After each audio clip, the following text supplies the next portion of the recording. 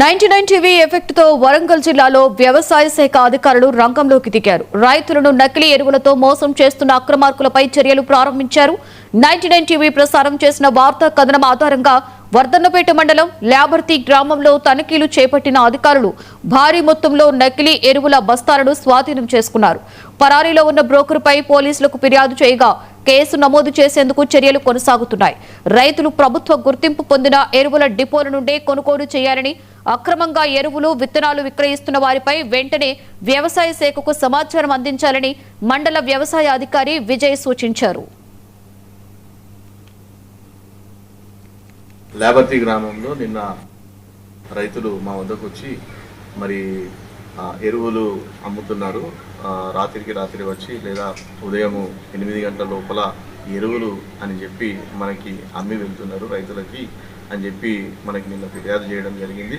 దాని మీద ఇన్స్పెక్షన్లో భాగంగా ఈరోజు వారు అమ్మిన ప్రదేశాలలో తిరిగి వారు అమ్మిన బ్యాగ్స్ ఏవైతే ఉన్నాయో ఆ బ్యాగ్స్ చూడడం జరిగింది. అవి ఎటువంటి వివరాలు, దాని మీద కంపెనీ వివరాలు కానివ్వండి, తర్వాత ప్రొడక్షన్ మ్యానుఫ్యాక్చరింగ్ డీటెయిల్స్ కానివ్వండి, ఇటువంటి వివరాలు ఏవి లేకపోవడము, తర్వాత దాంట్లో ఉన్న ప్రోడక్ట్ ఏదైతే ఉన్నదో అది వాళ్ళు చెప్పింది కాకపోవడము, ఇవి గమనించడం జరిగింది. సో ఆయన కోసం ఇప్పుడు ఎవరైతే వీళ్ళకి అమ్మిపోయినారో ఆయన కోసం కూడా ఈరోజు వేచి ఉండడం జరిగింది. ఆయన రాకపోవడంతో మరి ఉన్న వివరాలతో మేము కంప్లైంట్ రిజిస్టర్ చేసుకోవడము, తగు చర్యలకు చేపట్టడం జరుగుతుంది.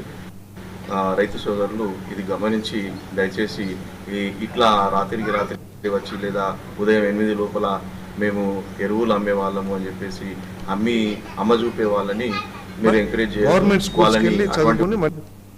వాళ్ళని వాళ్ళ ఇన్ఫర్మేషన్ మాకు తెలియజేసిందిగా కోరుచున్నాం.